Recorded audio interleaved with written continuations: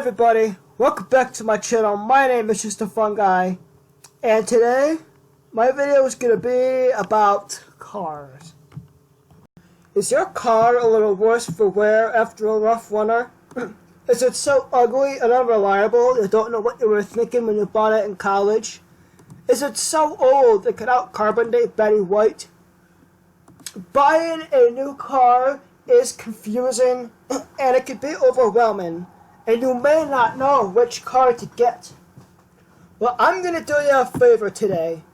I am going to tell you the cars that you should totally avoid and not buy if you want a nice, reliable new car that'll last you 5 to 10 years. Or longer, and depends on how well you take care of them. So, without further ado, let's get to the 10 cars you probably shouldn't get your hands on. Here we go! The Chrysler Town & Country or the Dodge Grand Caravan. These minivans are not brand new. They were replaced in 2016 by the Chrysler Pacifica. But let's say you want to get a used car that's new to you. Don't get the 2016 down to the 2008. Of course, the Town & Country or Dodge Grand Caravan. Tests have shown that they have very uncomfortable second row seats, and not to mention they are very fuel inefficient. The efficiency of this minivan is non-existent. It only gets 17 miles to the gallon, compared to some minivans that get 25 miles to the gallon. And in the IIHS crash test, it just crumples like a house of cards. Number 9, the Dodge Challenger. Let's say you're looking for, some fun toy to play with this summer. I wouldn't recommend the Dodge Challenger. If you get the manual transmission, you're going to get a lot of sticking gears and grinding gears, and the transmission is going to need a whole bunch of frequent repairs. And being everything is closed off and it needs special tools that only the dealer has nowadays, if you're good at fixing this kind of things, you won't be able to yourself. It also has a lot of leaky fluids, and the cruise control will fail you eventually. And not to mention, this car also crumbles like a house of cards in the IIHS crash test. The 2019 Cadillac Escalade. In the past couple of years, the Escalade was redesigned and it really stepped up the game in its appearance level. When you think back to when the Escalade was first considered to be a luxury car, it was nothing more than a Chevy Tahoe with some upgraded features and some leather. But since it's redesigning, you wouldn't think this came from a Chevy Tahoe. But it hasn't upstepped its game quite enough. The Cadillac Escalade has its fair share of problems, and you shouldn't buy it because it has a very stiff ride, and you'd think it would have a nice roomy third row, being it has a length of almost 204 inches, but it has a cramped third row, and it also only gets 16 miles to the gallon. And the base price of the Escalade is $72,000 to $75,000. You'd think a $75,000 car wouldn't have a cramped third row, and you think it'd get like 30 miles to the gallon, right? Not exactly. The Tesla Model X. Now, in the past couple of years, Tesla has become a pioneer in the car industry with its affordable, reliable electronic cars. Well, the Model X does have some problems, but it also is a very good car, and depends on who reviews it. Some of the problems that people have had is the paint chips off their vehicle.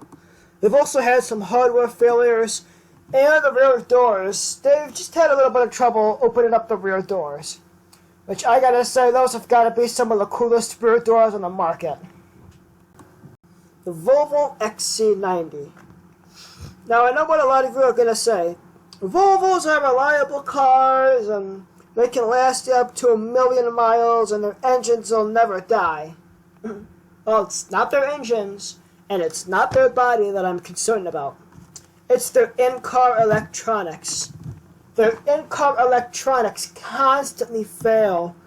Their climate control system also fails as well. And not only that, the response time with these electronics is super slow.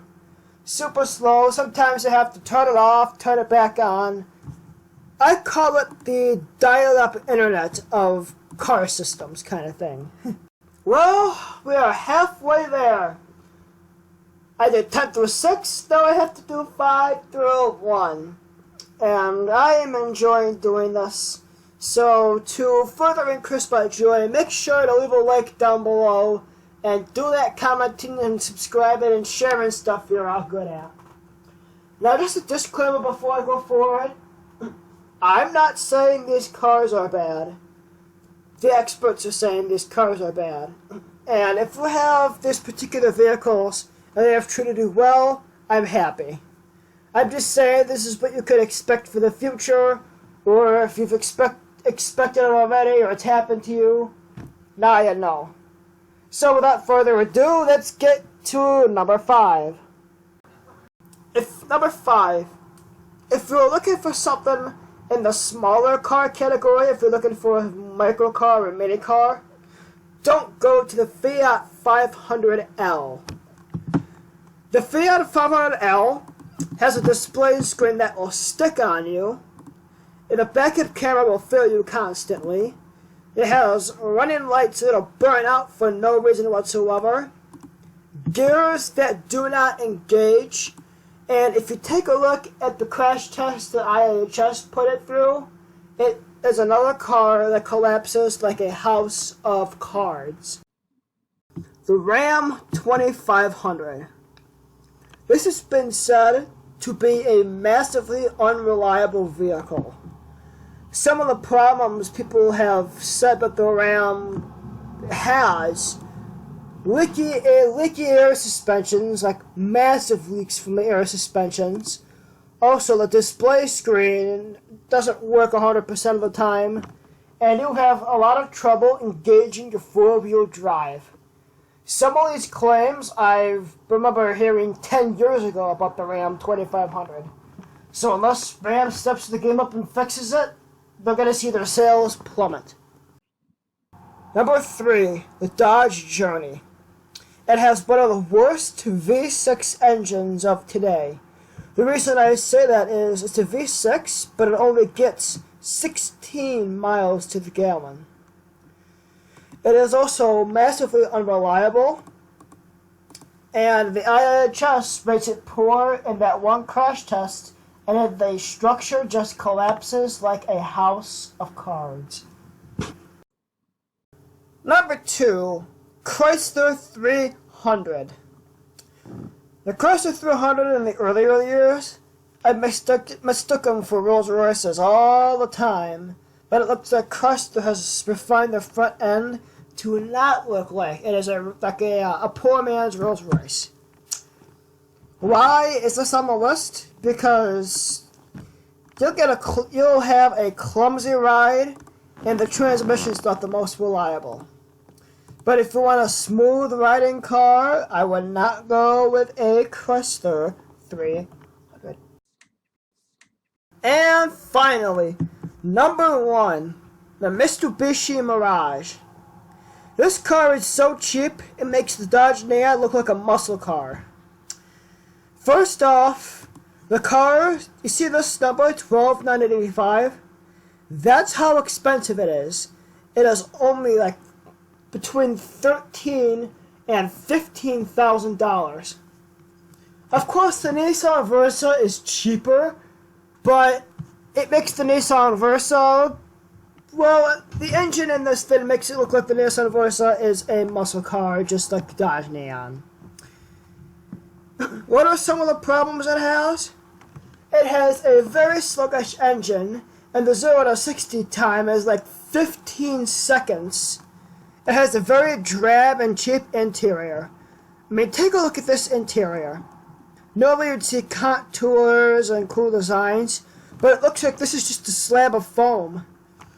And a YouTuber I watched, Doug DeMiro, He does very good car reviews, and he showed some of the very cheap aspects of the Mitsubishi Mirage I think you can check out. I'm going to put Doug's video in my description so you can check his video on the Mitsubishi Mirage. Well, that was the top 10 worst cars you can buy 2019. If there's a car you think I missed or a car you wanted to see on the list, let me know down below. If there's a top 5, 10 news piece or gameplay you want me to play, let me know as well. Well, don't forget to like, comment, subscribe, and share, and until next time, my name is just a Fun Guy, and I'm signing off. So long, YouTube.